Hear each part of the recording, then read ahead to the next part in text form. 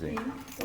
Okay, all right, so we've got, it's two things. First thing, I'm going to talk about student engagement and classroom activities and all this sort of stuff, and I'm going to do it completely through a lecture, okay, which is like stupid, okay. So there's that irony. Second thing is, this is sort of designed for classrooms. This presentation is sort of designed for classrooms that are a lot larger than this. And it's sort of the genesis or the idea or the fear that I had is this, is that I was going to go teach this class. It's an intro to political science, or an intro to American government class. And the class was scheduled, 75-minute class, 2 in the afternoon, 250 some students. Okay? It is either the Night of the Living Dead, the Baton Death March, or some sort of zombie show. Because what happens at 2 o'clock? Yeah. It's like, I don't want to be there, and I'm teaching, okay? And so the students are like, oh, and that's the other thing, as Mark said, is Texas, right? So not only knew I have 250 students, this is a required class. So, sucky time, required class, okay? And I approached this going, what the heck am I going to... I promised Ken I wouldn't swear too much because this is going to be recorded, so normally we can take care of that. We can take care of that in editing. No, I should try and be good. I should try and be good and not swear out. So it's a horrible class time, horrible class period. And I'm going, what the heck am I going to do with this? What am I going to do with this? And again, not that my students ever looked like that, but we've all been in those classrooms where it's just sort of like, please, dear God, just make it stop. I don't care what you do, just please stop. Please, can we go? So that's what we got. So I decided that I wanted to do two things. One is, and we'll talk a little bit more about the outside of the classroom, the online stuff. So in just a second. But then inside the classroom, there it is, and I wanted to just make sure that we did stuff in this class. And I give you a bit of background and context about the students that we got, or we had. Texas A&M Corpus Christi Independent School District is not the most rigorous school district that you would hope to find on the face of the earth, nor are our students relatively well prepared to go into a college classroom, let alone a college classroom with about 250 other people with zero support. So what are you going to do with them? The retention rate sucks. It's not good. It was not very good. We were kind of low. Part of the fact that, you might not be surprised, that many of our students actually had to work to pay for school. So in the A&M system, we had the highest proportion of students working 30 hours or more per week. And what do you know, that takes an awful lot of time, and as a consequence, they don't have a bunch of time to do their homework. Lack of student success. The other thing that was coming through is that, as I tell you can do here, we can look at student success rates in classes, and we can look to see how well students are doing in classes. One of the great ironies is that this was one of these classes in the core curriculum that everyone had to pass in order to graduate. And what we were finding out is that, on average, we were below 2.0. And so faculty were under a bit of pressure from the administration to do something about this problem. Fix it. Because we can't have you failing all of the first and second year students. Stop it. And we're sort of like, but they're not learning anything. They're not passing the test. It's not our fault. And they're like, do something. Do something about it. And it was part of our accreditation process, and we had the quality enhancement plan where all of these courses that had low success rates in the first couple of years were pulled out and said, you will do something.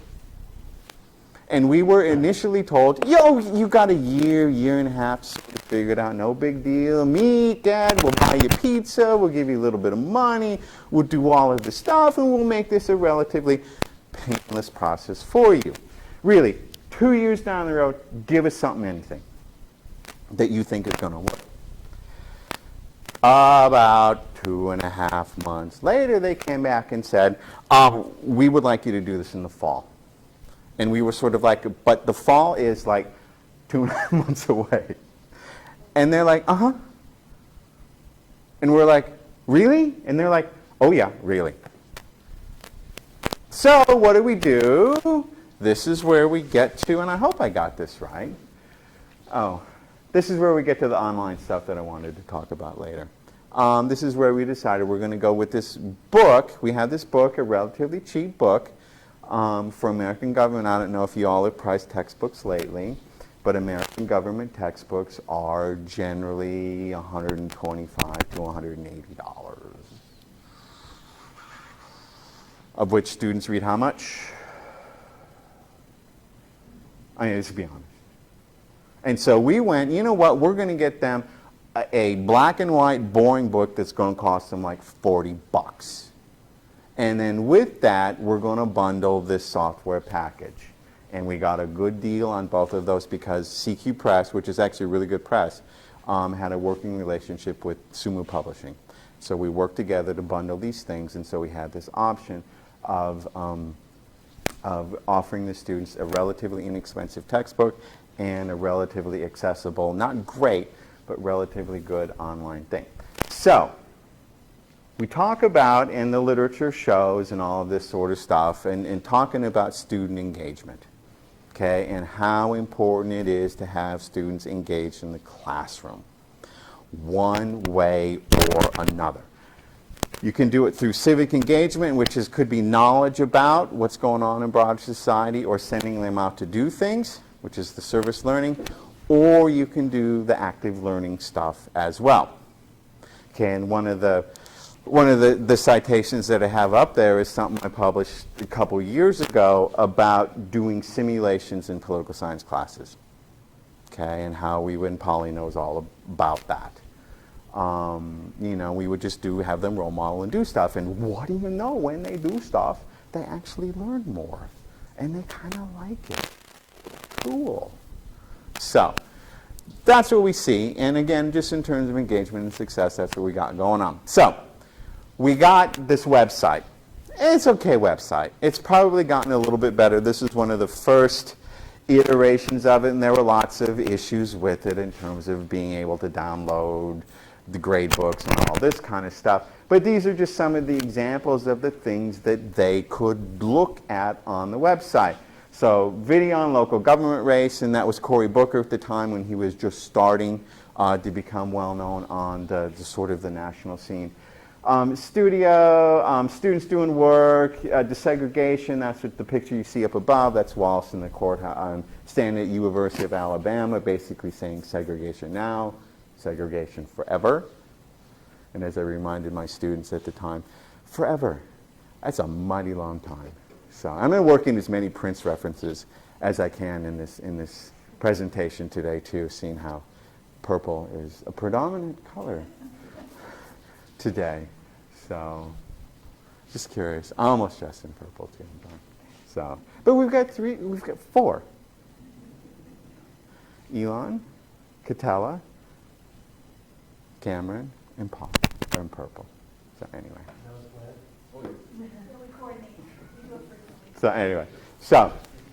So this is the online stuff. So we did this sort of stuff, and then what they would do is they watch a video, read something, and answer some questions, and then it would automatically be graded and then downloaded to their grade book. And so a lot of that happens automatically. Now remember, this is a class of 250 students. Okay, I'm not going to do all of this on my own. Okay, because it was me and them. Not going to do that.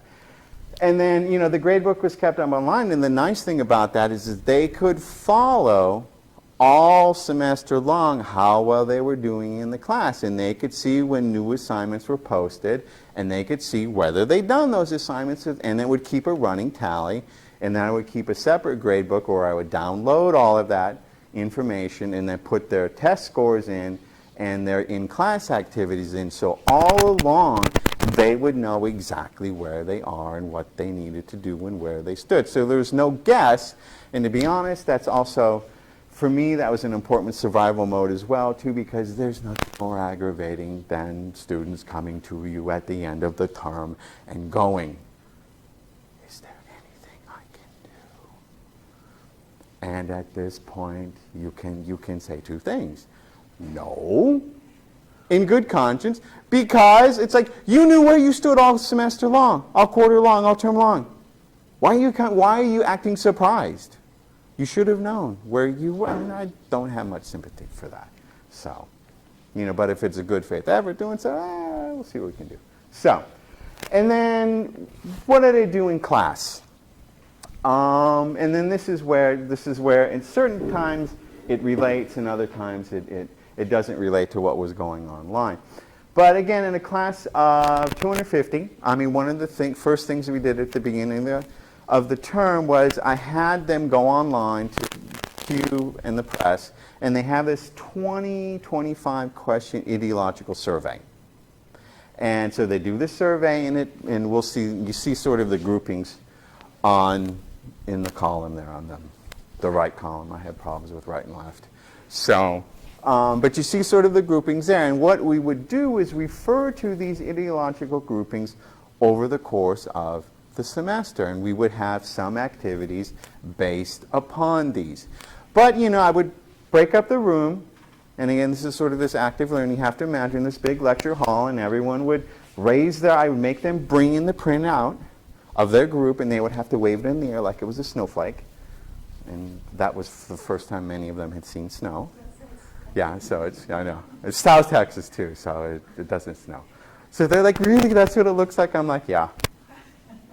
They were gullible. So we did that in our break, and we would talk about groups, and then we would walk through a survey of some questions, and I would have groups report on about, what their group sort of felt about these issues. So again, instead of me lecturing, here's a way to get them to do stuff, here's a way to get into groups, here's a way for them to to know at least some of the students in that classroom on a personal level based upon their ideology. So we did quizzes a lot of times in class, which is a good sort of learning exercise. And what I would do with those is that the first time we do them individually, and then we would sort of answer them all in class. And then we do maybe like 10 questions. And they would turn those in, and they would get sort of participation points. It's how you do attendance in a classroom of 250 students. And as we worked through the semester, we would go from I would answer them and we would talk about it to group answers and report out to individual answers to the last one, dudes. It's dudes and dudettes. It's just a quiz. Okay? It is just a quiz. So we move from hand-holding to individual responsibility. And it sort of worked. But again, it's like I would sort of say, we haven't had a quiz in a while, so I want to be here. And a lot of times, where would those quiz questions show up? On the test. Sorry. This has never happened to me before. Anyway, so. All right, we will ignore that. So, 1965 Alabama literacy test. Anyone taking it? No? Pass it? Yeah. No, you're not supposed to. No one's supposed to. And especially if you were an African American in the South in the 1960s, you definitely were not supposed to.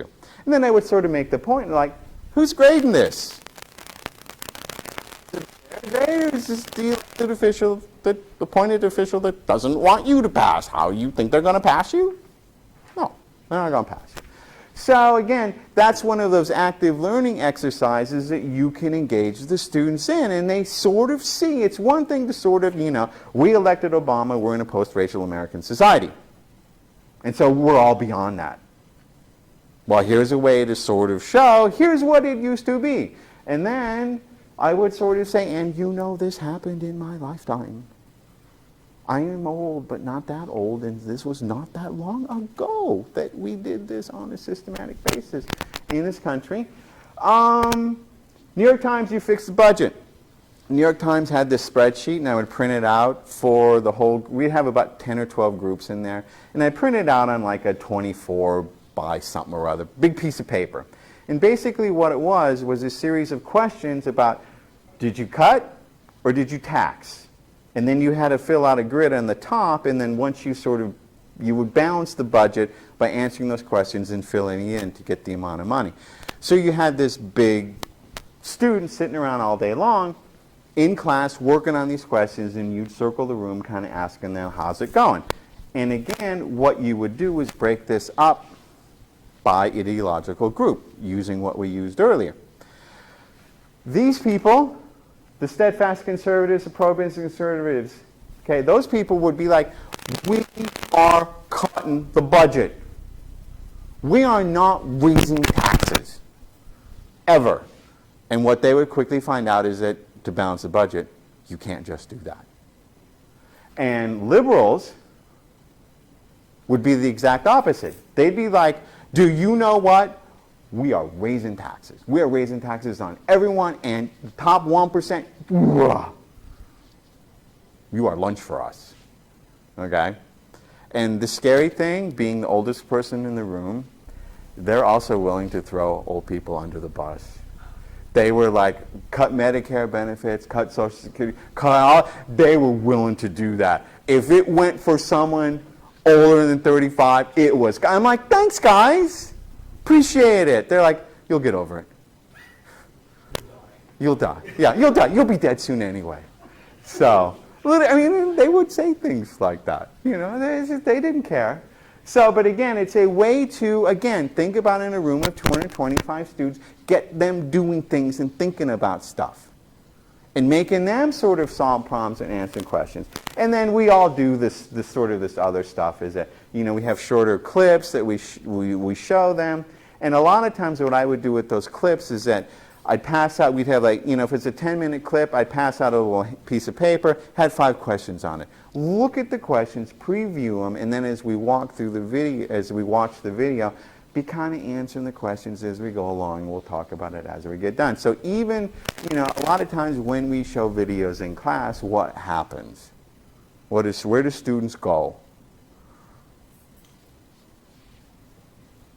Oh, they didn't have, no, they had them there. I mean, but they go somewhere else. And this is a way for you to sort of say, no, you're going to be paying attention. I'm showing you this for a reason. And it's a way to sort of, even if they're not actively doing something, they're kind of paying attention. And then campaign ads, I made them make campaign ads. I had a story panel that had like an old ad from like Eisenhower or something like that. And it was like 6 panels. And I made them make campaign ads. And again, using the ideological groups, they would emphasize certain things. The liberals would always go, yes, education, yes, environment. And the more conservative groups would be the importance of cutting taxes and being good Americans.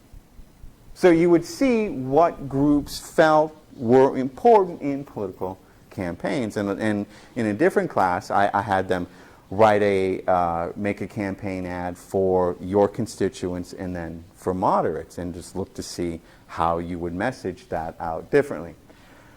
And then the assessment, you know, and then I would sort of collect this, and some of this was graded, some of it was just participation, but by the end of the quarter or the end of the semester, I would have a stack of papers about this high in my office of stuff that I would have graded and put in the grade book. So that's what we got going on there. All right. So I did all of this. We did all of this. Did it make any difference? So, well, let's ask them. So I asked them, did you do this stuff? And we'll walk through this. And I don't have the what grade did you expect to receive. But yeah, and I stole pictures of students filling out tests or forms or surveys or something like that. So what do we got? Survey says, okay, how many times do you complete the activities or assignments? And what you see is that for the most part, access online was pretty good. And and most people actually sort of came to class.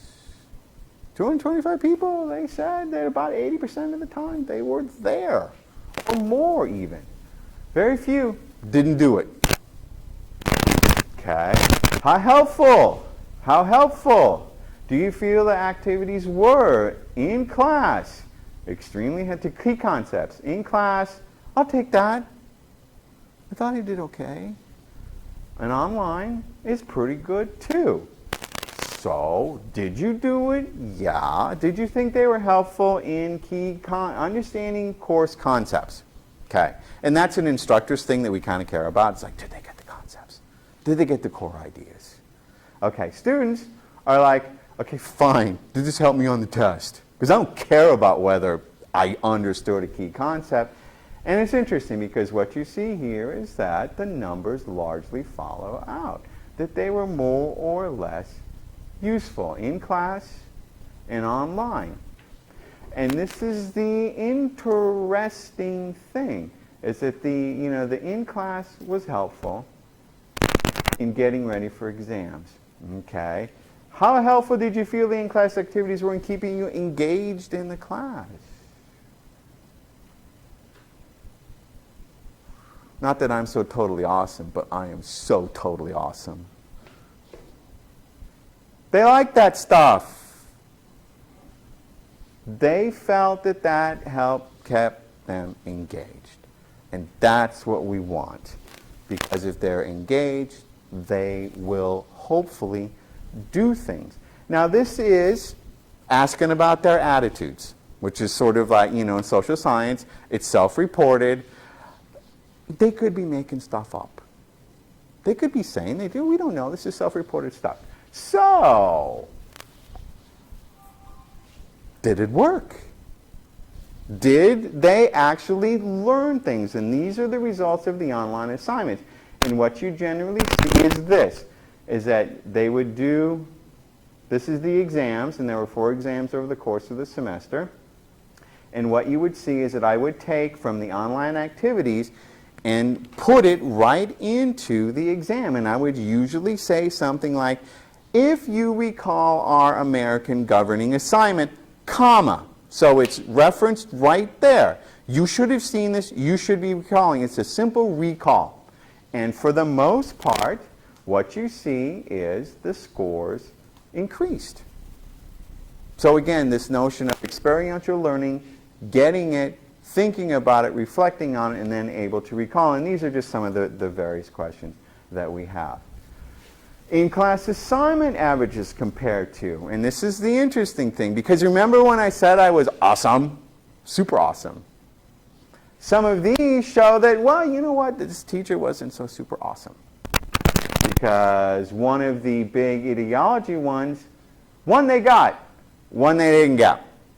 Okay, where else? The election map purple, we'll talk about that in a little bit. That one, they did worse on. This one, remember that big budget exercise thingy that I talked about that I was so proud of they had to do? Yeah, it didn't work. Mark, yeah. So 35%? Yeah, only 35% of it got it right. That was the exam. Yeah, this is, got it right. This is, Like 60% yeah, would be a D minus. yeah. This would be, yeah. This would be the overall exam average for the whole test, okay? And then this would be how well that particular item was scored on that test. So it would be below the exam sort of average, okay? Which means that, yeah, teacher sucks. Did not make the points clearly enough. And, yeah, we'll talk about that too. But many of them, you sort of did well. And so what we're seeing with the online and the in-class activities is that for the most part, this sort of stuff helped out. And we were just talking about a little bit of this earlier too. It's like, well, let's compare previous and past semesters. And what we see, the additional work and attention in class and online activities on very similarly worded questions previous semesters to this semester, you see for the most part, students did better on those items, students did better. So what we're seeing is this enhanced attention, these activities, they're picking up something, learning something from them. The online activities, for the most part, bore that out as well, some rather dramatically. But again, same thing holds, about 10 to 15% increase. And then this is the other interesting sort of chart. And this is, I think I sort of understood it when I put it together.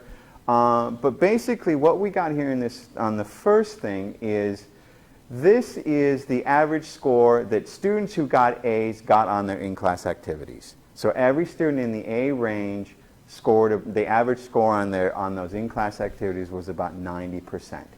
Okay, and A students got a lower score on the online stuff, okay, which is sort of interesting. B students scored about a B and a little bit lower. C students scored and higher and higher and higher. And what do we see about the trends? What are the trends here? What do the trends suggest? Like online, right within the center. Good ones come down, poor ones come up. Yeah. Yeah, and what you see is, for A students, you know, we all have smart students.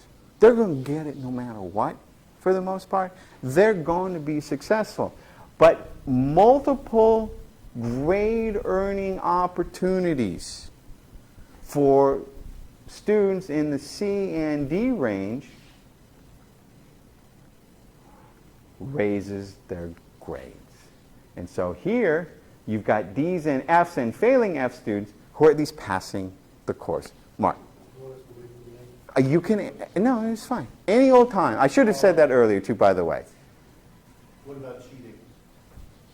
Could the higher grades for the lower students Yes. obtained by cheating? Could be. Were they timed? I mean, were they No. closed, like in terms of? No. No, they were relatively open. Could have been. Could have been. Because I had issues, because I used to not have any quizzes or tests in my class, even before I took it. Yeah. And I started doing just online quizzes to get people to start reading the textbook more, primary reason. But I found out from other students that I was allowing too much time on the quizzes. Yeah. And the worst students were actually looking up all the answers. And there's two. I will give you what the reviewer on this article told me, and I sort of buy it, but not, because one of my initial arguments in an earlier draft was they're all cheating, and they're just filling it out, and it doesn't matter, and they're all and I had a couple other colleagues who were much more hardline about that, and they're just sort of like, we all know they're cheating, and we must stop this. Cheating must be stopped. Okay. The review of this article suggested that, you know what, even if they're cheating, what are they doing? They're still working with the concepts. They're still, I mean, think about it. In a group, if they're all coming up with the same answer, what are they doing? They're working in a small group coming up with the answer.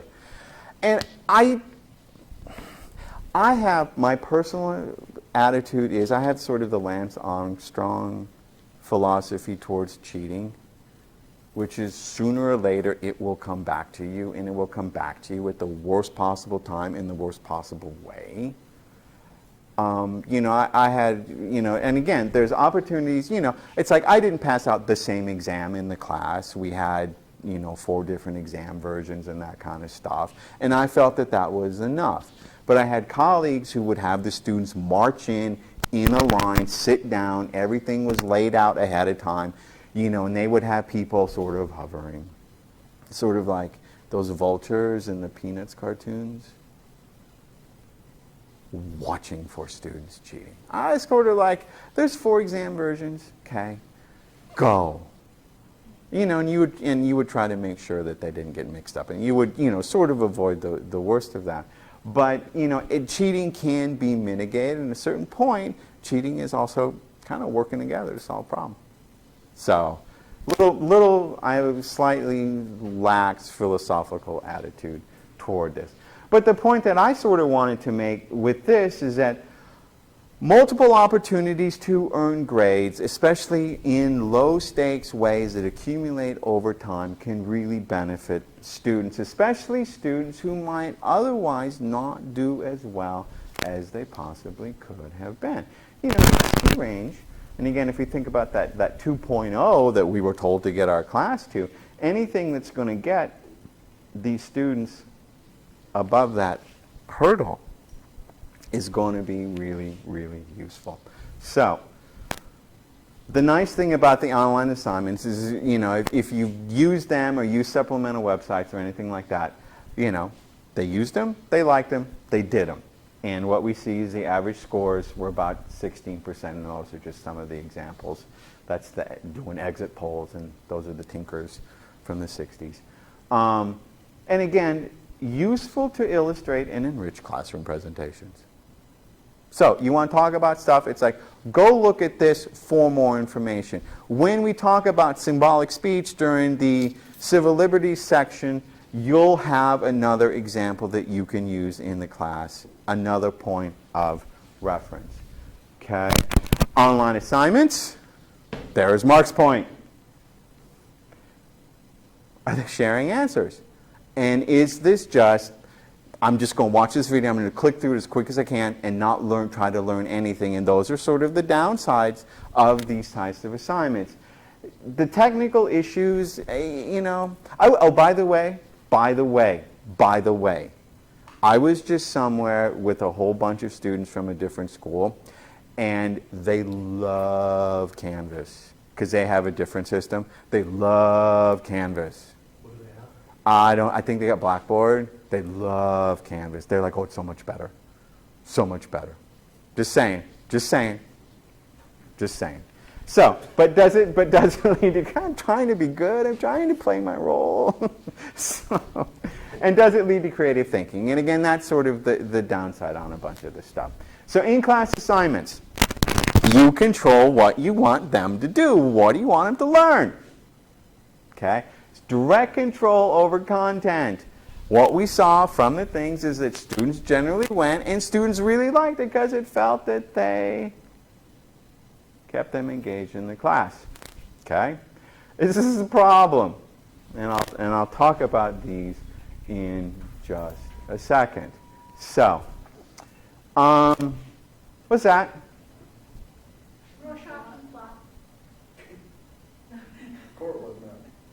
What's that?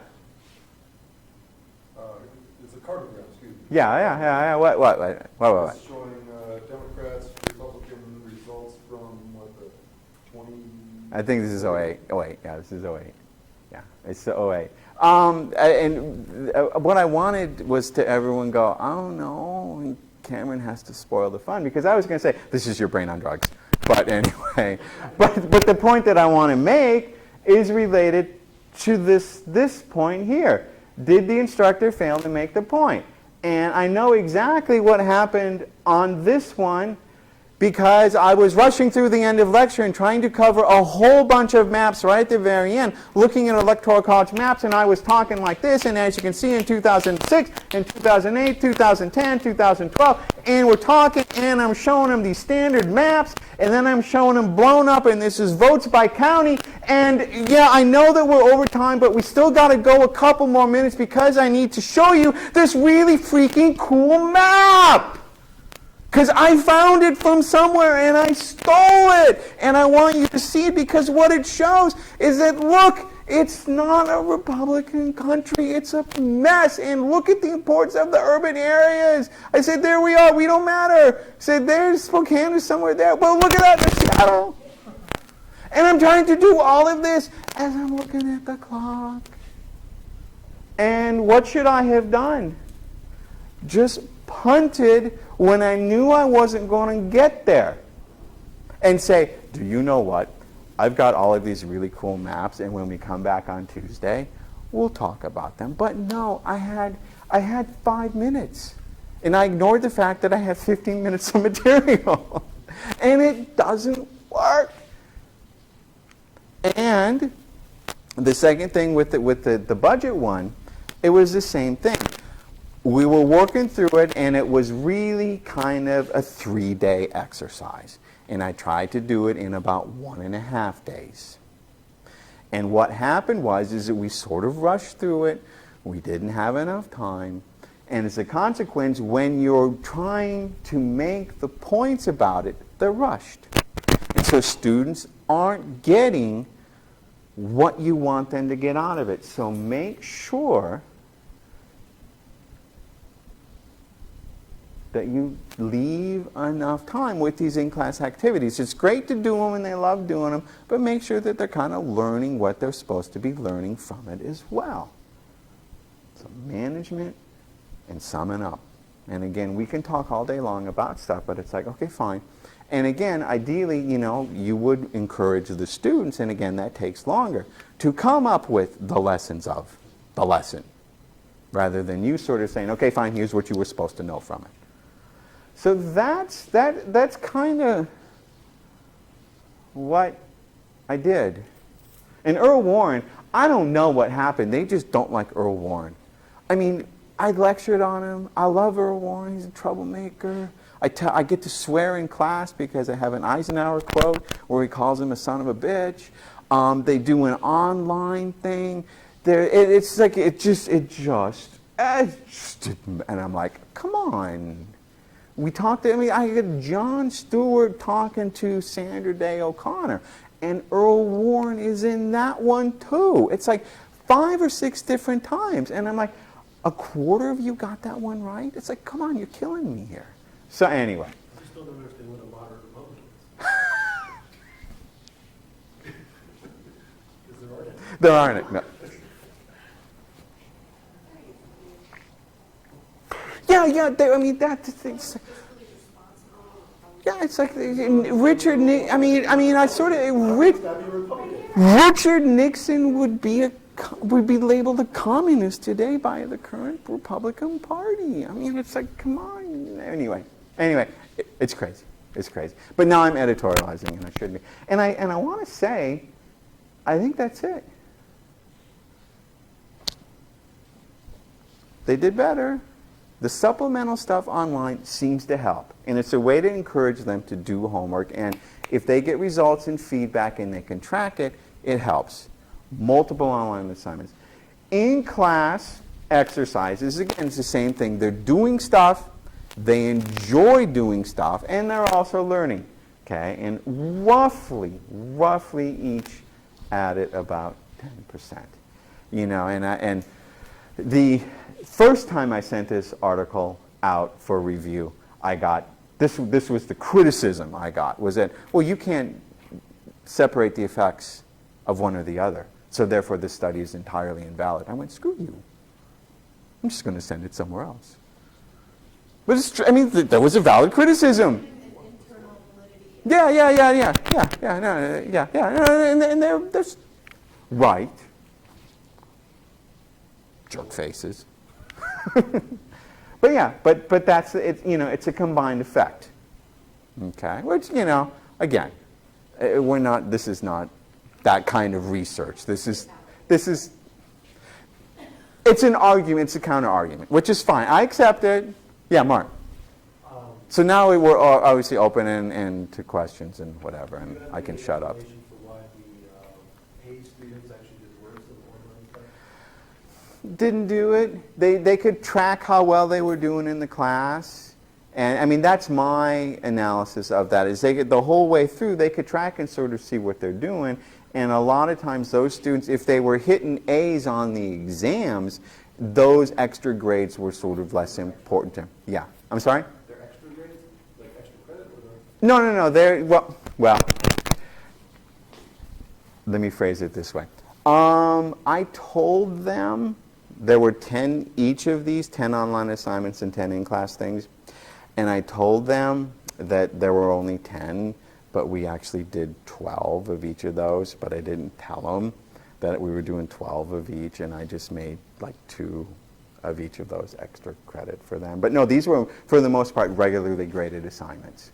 So yeah, so they needed to do them. It wasn't extra credit. They needed to do this. This was part of their grade. But a lot of times students that are getting A's on exams, That's all that matters. And part of what I think is important is moving students away from that mindset that all that matters is exams, because then we have this binge and purge type approach to learning. So the one conclusion would be that the people who are typically getting A's in your classes were ones that were really good exam takers. And that this was actually hurting them then. A little bit, yeah. Maybe they were the shy people or people who had to interact more or Yeah. do something outside the box. And that actually using these other types of learning exercises was actually then going more along the lines of the kind of like multiple intelligences idea, that it was actually helping students out who weren't necessarily good exam takers, but they were good at other Yeah, types of yeah, skills or things yeah. like that. Yeah, and no, I mean, you have a far more philosophical approach to it than I have, which is good. But it's like, but I know what you mean. It's like, yeah, it's like students that are doing other kinds of things or have other kinds of skills really like doing this sort of stuff. And so let's give them credit for doing that, and let's just not say that the only skill that you should be able to manage is being a good test taker. And in this class, the tests, well, I gave them options. So in this class, you could either come in, sit down, do a 50-question multiple choice exam, done. Or what I said is that you could do either the evens or the odds and write me an essay. Or you could write me 2 essays. I don't care. You can come in, look at the whole test, and decide what you want to do. I didn't care. Okay? And for the most part, students, about 80% of them took just, I'm just going to come and fill out bubbles for 32 and a half minutes. Some of them would be done that quickly. Others would like, can I have more time? But it's not to validate that to entirely validate that skill, which is a skill, but we need more than the ability to go in and just sort of read a question, find the answer, and move forward. So, other questions? Yeah, Ping. Yeah, can you introduce more about what, I believe in the past semesters, you will also have some in-class exercise, right? Some, yeah. So what is the new thing that you're doing? What is the What was new? in-class exercise you put into? Compare with the past semester and something that really worked well, and what kind of in-class exercise really needed? You didn't do it anymore. My group of things is not that big that I could kind of delete any of them. But what I did in this class was, in classes where I had 55, it wasn't so important to do that. And then for a long time, we taught these classes as all political science professors do, as the lecturer.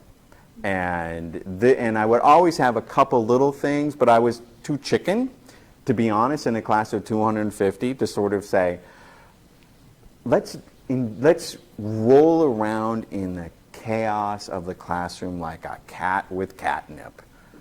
Oh yeah. Catella's like, no.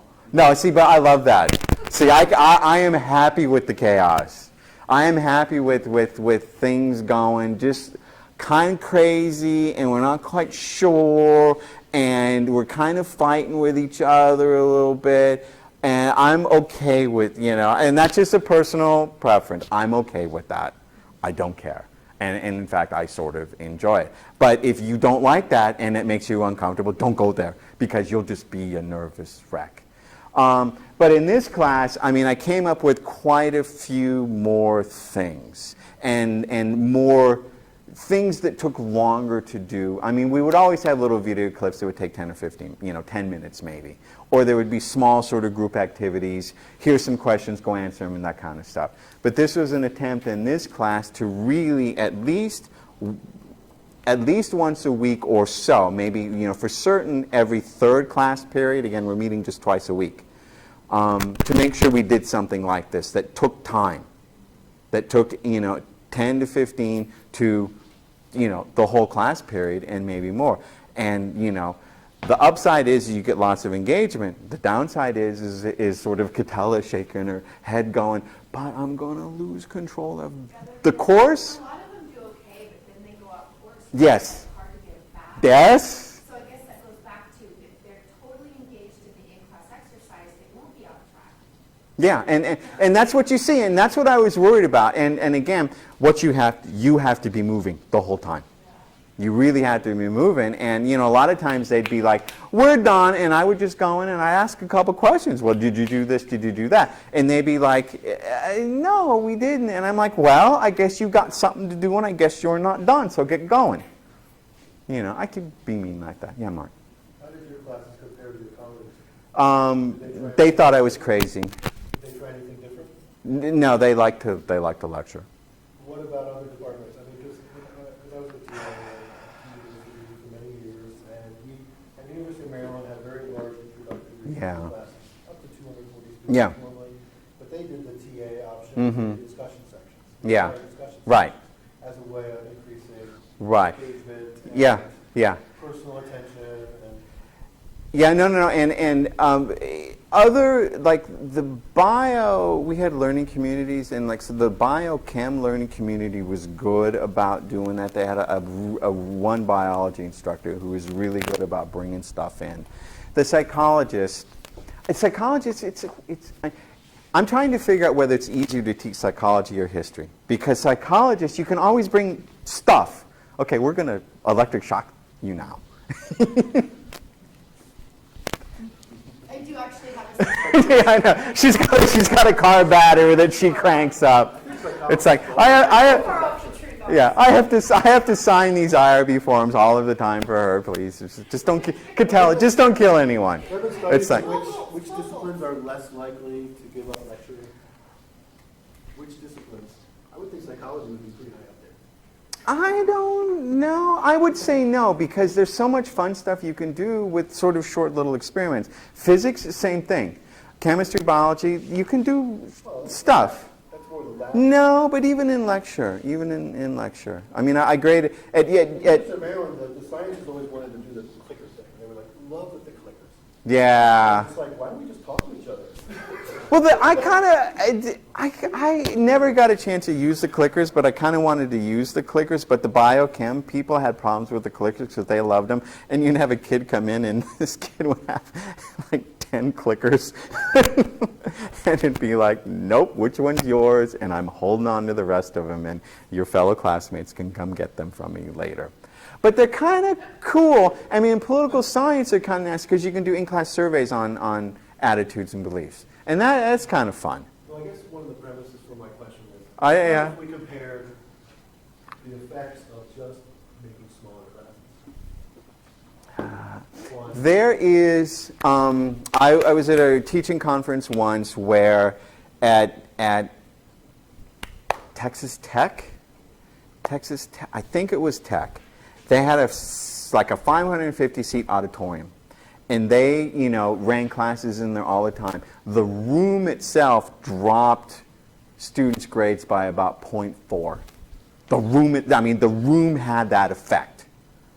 And then I had a big sort of fight with my old dean of education down there, because he took the opposite point. He goes, room size doesn't matter.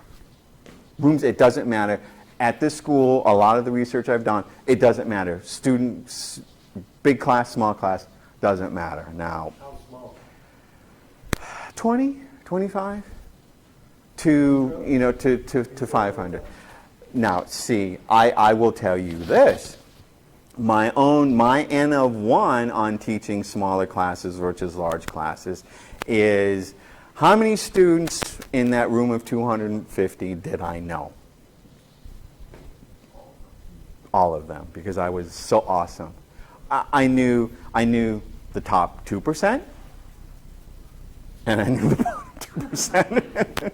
Because the bottom 2%, but it's like, get to my office. The back row? No, because I Oh, the would, back row. our tech guy was like, ooh, good pointer. Freaking awesome pointer. And do you know how far this pointer goes?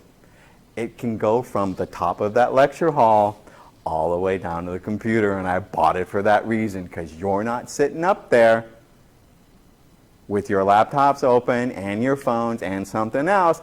I will be visiting you. And I would oftentimes teach from the back row. And there were two reasons. One is behavior, and the other one is I could see the screen. At least when I could still see that far. So, I like proximity Yeah. That's just my own phrase. No. If this, little soul's doing something, I don't have to call her out. I'll just go stand next to her. No. And that is a wise strategy. And what I told them in the lecture hall is that if you're doing something you shouldn't be doing in this large lecture hall, you won't know. Everyone around you will be watching what you're doing, and sooner if you're watching Jeopardy or something on this, everyone around you will start doing this. And I said, that's how you're busted. And there was this one time, I was funny because this kid was so engaged in whatever he was doing that literally, I was talking, I was lecturing the full time, and I was getting closer and closer and closer to him, and this student was just working away on Facebook or whatever, and I was talking really loud because I didn't use microphones in this large lecture hall either. So every time my wife goes, "Why are you yelling?" I'd be like, "I'm just talking my normal tone of voice." And I was talking like this, and I got right here to the student before the student finally went,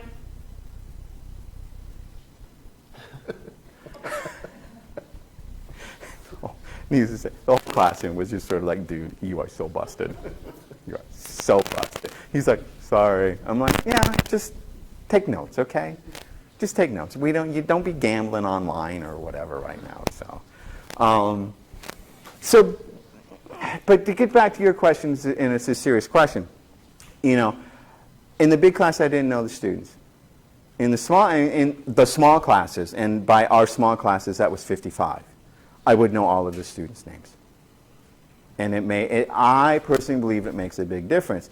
And in the intro to this article, one of the things I say is that we take the least prepared, most stressed students and put them in an environment, in a learning environment, where they are less likely to succeed. We place them in these large lecture halls, and we give them no help. Good luck. And at least by me doing these supplemental things, I try to say, here's some small water wings. You might want to grab a couple of them. Many of us might need 4 or 5. But at least here's an opportunity. So I like the lower, smaller class size. And that's one of the advantages of teaching here, is that we don't have these classes. These huge classes. Yeah, Catal. Well, I just think I'm just going with this last one here, this expectation. Uh-huh. My thing is this, it's not really necessarily just you giving the attention. You're creating like a pedagogy of belonging, a pedagogy of inclusion. And that's... Or responsibility. Right, that's Yeah. engagement. It's Yeah. more social interaction, and I think that more attention comes from it simply because they're engaging with each other in different Yeah, ways. no, I agree. I don't think it undermines it. I think it actually supports it. No, It's just that other piece of the variable. No, I would agree, and especially when we do the ideological surveys, and it didn't happen in the large classes, but in the classes of 55, we would do that ideological grouping. We would always do it right at the beginning. And many times those classes would want to sit in their groups all semester long. And it was a way to encourage exactly what you were kind of talking about. And again, they get a sense, and even in the large classes, they at least know some people who believe the same things that they do, and they kind of like that. You're fomenting rebellion in the room. There they might be. Or what happens is this. What happens is this, is that you've got the liberals, and they tend to sit far away from the really strong social conservatives. But what happens is that you begin to get debates and discussions at least based on these groupings, which is again, an attempt to use a theory to make an argument or see the world through one sort of lens. And that's an important part of learning as well. That's sort of taking a concept, taking a theoretical point of view and applying it to a contemporary issue, and certain then policy responses come about. How do we solve the budget? Well, you're a liberal, you just want to tax everyone. And sometimes it's not much more sophisticated than that, but sometimes it can be. Because you can talk about, well, who pays taxes and how they're paid and what type of taxes we have, and is a fee a tax, and so on and so forth. So, yeah.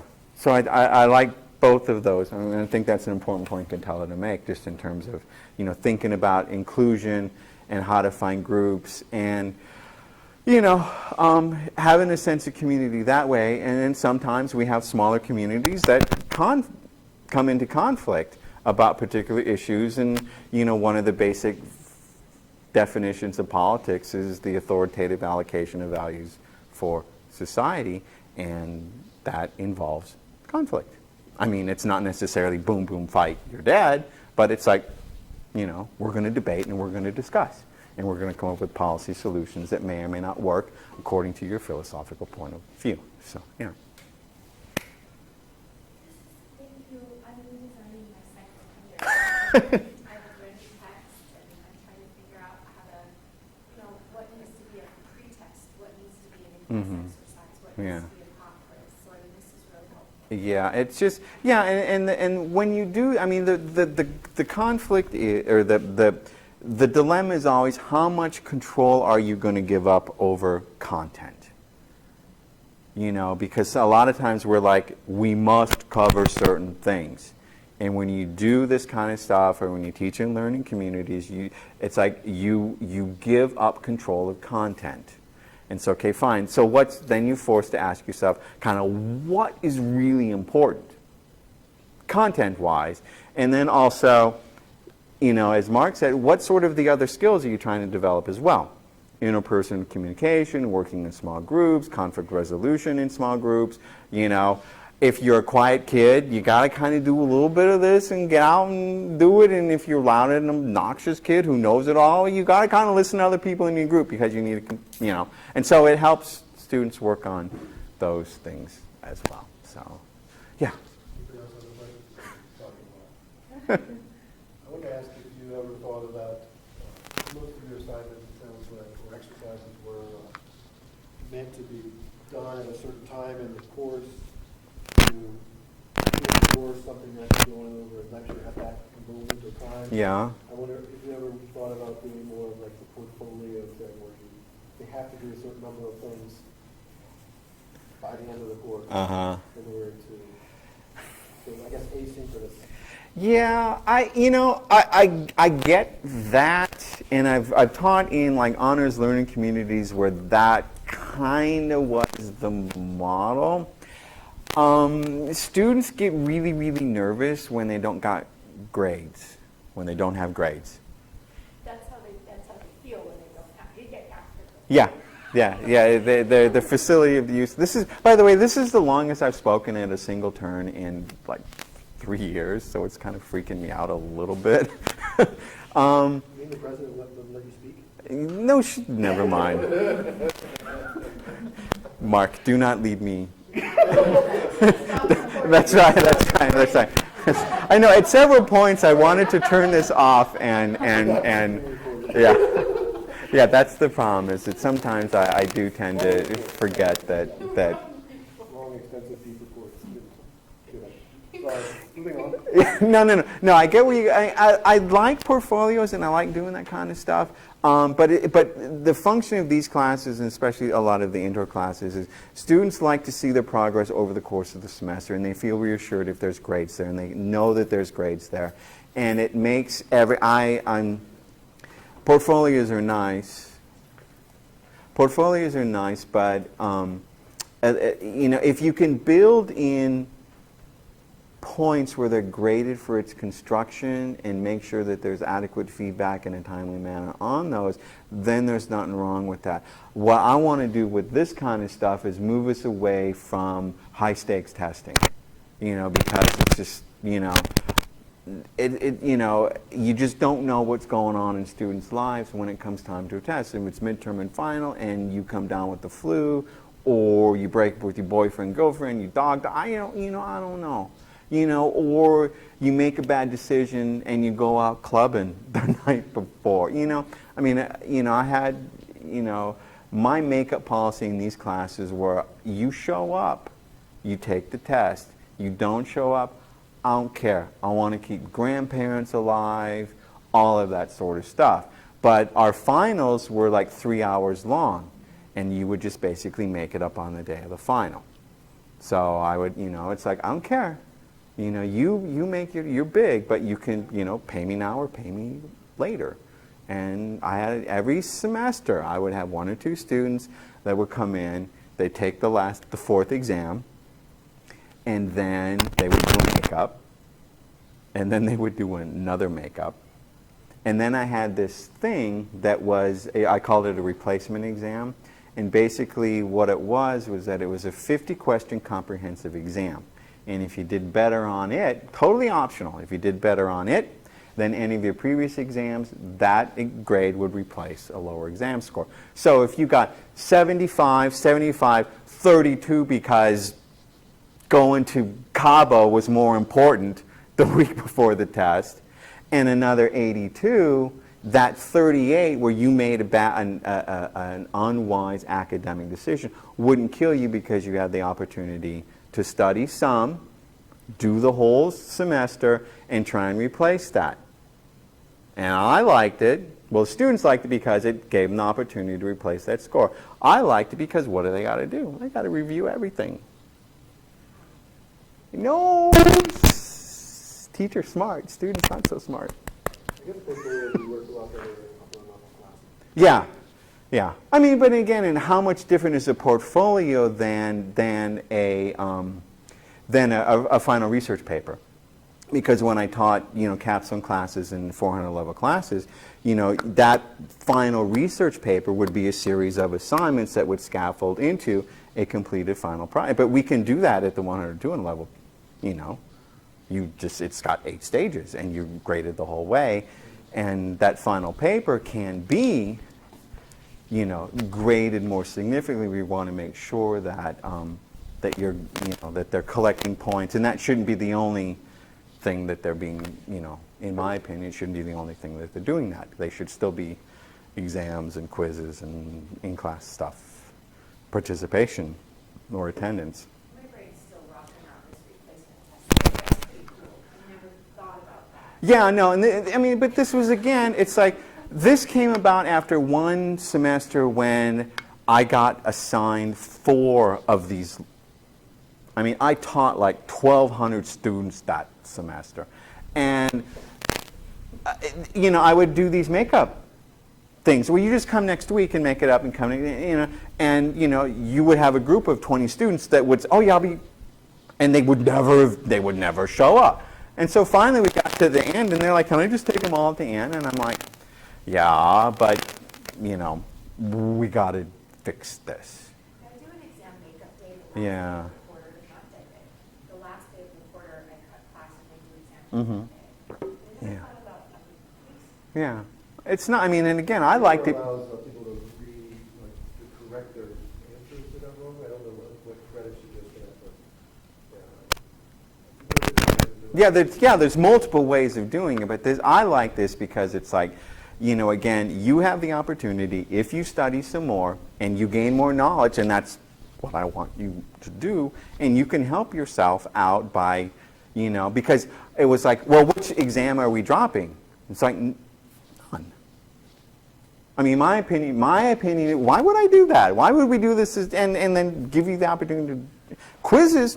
No, I'll just make you do more and give you extra credit, but not tell you it's extra credit to make up, But if we're doing tests and we think it's important, why do we give them the option of dropping one? That's me. That's me as teacher. So, but this replacement thing I like because it's like, you screwed up, but you know what? Here's a lifeline. Sometimes I'm wondering if I'm testing how great their day is, rather than if I'm testing what they know. Yes. I just Yeah, no. feel like that Yeah. sometimes, like, you're just testing how good their day is. No, that's why I did it. Because it's like, I don't know how many students, Bobby just left me. I'm like, I can't take the, I would have all of, or I would have the flu, whatever, but yeah, and you're sort of screwed, You know, if you wake up and you got to really, and that's the only one time, this is when we're going to do this, and this will never change. And lots of us have, you know. And there, you know, a lot of my colleagues were like, I want a doctor's note. And I ain't got time for that. And I don't want to be judging the veracity of the note from the doctor. I got more important things. Like, I'm not going to call a doctor's office to see if you actually went. I had colleagues that would do that. Dude, it's one test. Whatever. Are you getting evaluated during these terms? Student evaluations were done in every course, every semester. And how did they change at all when you did these different things? Yeah, it went up. It went up. That actually, the student evaluation, Is there any correlation